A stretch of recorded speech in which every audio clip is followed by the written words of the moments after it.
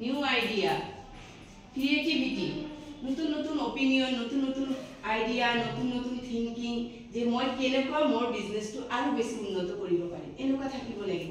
Confident থাকিব লাগিব, confident যে মই পাৰিম। কেতিয়াবা কেতিয়াবা এনেকুৱা সিচুৱেশ্যন আহি যায় যে তুমি নোৱাৰা, তোমাৰ ধৰা পইচাৰ অভাৱ হৈ গ'ল, তেতিয়া তোমাৰ এইটো কনফিডেন্ট থাকিব লাগিব, না মই পাৰিম, গিভ আপ কৰিব নালাগে, যে মই এৰি নিদিওঁ, মোৰ যেটো কোৱালিটি আছে মই যেনে তেনে মই কৰি পেলাম। তাৰপিছত কিছুমানে যে টেইলাৰ বিলাকো ইণ্টাৰপ্ৰিনাৰশ্বিপৰ নিচিনাই কাম কৰে, ধুনীয়া ধুনীয়া ডিজাইনিং ড্ৰেছ বনায়। সিহঁতৰ ওচৰত যদি এটা ড্ৰেছ যদি ভাল হৈ যায়, সিহঁতৰ ওচৰত এজনৰ পিছত এজনৰ পিছত এজন কাষ্টমাৰ বাঢ়িয়ে থাকে। তো এনেকুৱা ৱাৰ্ক ফ্ৰম মানে নিজে কাম কৰাখিনিক কোৱা হয় ইণ্টাৰপ্ৰিনাৰশ্বিপ। আৰু তাৰ সিহঁতৰ কেনেকুৱা হ'ব লাগিব, বিহেভিয়াৰ ধুনীয়া, নতুন নতুন আইডিয়া থাকিব লাগিব, সেল্ফ কনফিডেন্স থাকিব লাগিব, আৰু পইচা পাতিটো থাকিবই লাগিব। আৰু যদি নাথাকে তথাপিও সিহঁতে কোনোবাৰ পৰা মেনেজ কৰি ল'ব। ঠিক আছে, এতিয়া মিথছ এবাউট ইণ্টাৰপ্ৰিনাৰশ্বিপ। ইণ্টাৰপ্ৰিনাৰশ্বিপৰ মিথছ কিছুমান আছে, যে এই ইণ্টাৰপ্ৰিনাৰশ্বিপখন বহুত হাৰ্ড। কিছুমানে ভাবে মই নোৱাৰিম, মানে হাৰ্ড বুলি ভাবে, যে মই নোৱাৰিম, মোৰ দ্বাৰা নহ'ব, এইটো মানে ইমান পইচা প্ৰফিট নিদিয়ে, এনেকুৱা কিছুমান মানে ৰং কনচেপশ্যন আছে। কিন্তু যদি কনফিডেন্ট হয়, সব বস্তু আছে, তোমাৰ নিজৰ অপিনিয়ন আছে, তুমি বহুত চালু হয়, চালাক হয়, তাৰপিছত কেনেকুৱা কৰি বিজনেছটো বনাব লাগে, এইবিলাক আইডিয়া তোমাৰ ভিতৰত আছে, ক্ৰিয়েটিভিটিখিনি আছে, তেতিয়া এই মিথছখিনি কামত নাহে। ঠিক আছে, ৰং কনচেপশ্যনক কোৱা হয় মিথছ। ঠিক আছে, ভুল এটা থিংকিং, যেটো লৈ কিছুমানে ভুল বুলি ভাবে, বুজি পাইছে? এই মিথছটো যেতিয়া এৰাই দিবা, তেতিয়া তুমি পাৰফেক্ট ইণ্টাৰপ্ৰিনিয়ৰ হৈ যাবা, পাৰফেক্ট ইণ্টাৰপ্ৰিনিয়ৰ হৈ যাবা। তাৰপিছত ইণ্টাৰপ্ৰিনাৰশ্বিপ এজ এ কেৰিয়াৰ অপশ্যন, তুমি এজ এ কেৰিয়াৰ অপশ্যন হিচাপে তুমি ইণ্টাৰপ্ৰিনাৰশ্বিপক ল'ব পাৰা।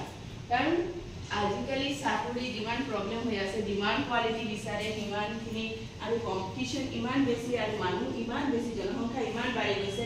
ধৰা 1 লাখে এপ্লাই কৰিলে, তাৰ ভিতৰতে 1000 জনে চাকৰি পালে, আৰু বাকী 90,000 কি কৰিব? সিহঁতক বিজনেছ কৰিব লাগিব, আৰু সেইটো কি হ'ল এই ইণ্টাৰপ্ৰিনাৰশ্বিপৰ ভিতৰত পৰে।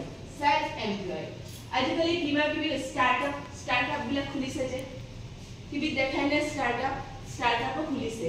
ইমান মানে সোসাইটিৰ মানুহক যাতে চাকৰিৰ অভাৱ নহয়, নিজৰ অপিনিয়নখিনি দেখাব পাৰে, নিজৰ ক্ৰিয়েটিভিটিখিনি দেখাব পাৰে, সেইকাৰণে কি হয় টিভিতে এটা অনলাইন প্ৰগ্ৰাম হৈ আছে, কি হৈ আছে যে ষ্টাৰ্টআপ প্ৰগ্ৰাম। তাতে কি হয়, যাৰ যেনেকুৱা কোৱালিটি আছে সেইটো অনুযায়ী কি বিজনেছ কৰি আছে, সেই বিজনেছখিনি বস্তুবিলাক শ্ব' কৰিবলৈ পায়, পেকেজিং সব দেখাই দিয়ে। যেতিয়া শ্ব' কৰি দিয়ে, তাৰপিছত কি হয়, সিহঁতে যে যাৰটো ভাল লাগে সিহঁতক একচেপ্ট কৰি লয়, আৰু ক'লে যে আমি তোমালোকক ইমান টকা দি দিম, আৰু সেইটো দি তোমালোকৰ বিজনেছ বঢ়াই লোৱা, যিমান পাৰা বঢ়াব পাৰা। বহুত 1 crore টকাও দিয়ে, এনেকুৱাও আছে, 50 lakhs দিয়ে, 1 crore দিয়ে, যিমান বিজনেছখিনি যিমান দৰকাৰ হয় সিমানখিনি টকা দি দিয়ে। যদি ভাল দেখায় বেছি টকা দিয়ে, আৰু সেইটো কি হয় তোমাৰ এজ এ কেৰিয়াৰ হৈ গ'ল না, তুমি এটা ডাঙৰ বিজনেছমেন হৈ যাবা। মই এটা চিনেমা চাইছিলোঁ কেইদিনমান আগতে, মিছ ইণ্ডিয়া নামে। ঠিক আছে, সেই চিনেমাটো ভাল ধুনীয়া এটা এণ্টাৰপ্ৰিনাৰশ্বিপৰ এক্সাম্পল দিছে। মিছ ইণ্ডিয়াত মানে ছোৱালীজনী ভাল MBA কৰিছে, ভাল বিজনেছ মানে বিজনেছৰ পুৰা আইডিয়া আছে, তাৰ বহুত ভাল টপাৰ হয়। কি কৰিলে, কোম্পানীত বহুত কোম্পানীত তাক গ'লেই চাকৰি দি দিয়ে, সি কোম্পানীত চাকৰি কৰি আছে, পইচা পাই আছে, কিন্তু সি চেল্ফ ছেটিছফাইড নহয়। সি ক'লে যে মোৰ নিজৰ এটা বিজনেছ হ'ব লাগিব। সি বহুত ধুনীয়াকৈ চাহ বনায়, বুজি পাইছেনে? তাৰ যে দাদাজী আছে, দাদাজীয়ে চাহ খাই বহুত ভাল পায়, আৰু তাৰ চাহটো মানে ইমান স্পেচিয়েল, আমাৰ কফিতকৈও বেছি টেষ্টি হয়। তাৰপিছত সি ক'লে যে মই চাহ বনোৱাৰ বিজনেছ কৰিম। তো চবে মানে নাইকিয়া কৰি, চবে মানে কোনেও হেল্প নকৰে, তাকে পইচাও নিদিয়ে, একো হেল্প নকৰে, ফেমিলিৰ পৰা ওলাই দিছে, তথাপিও সি কৰি কনফিডেণ্ট আছে যে মই পাৰিম।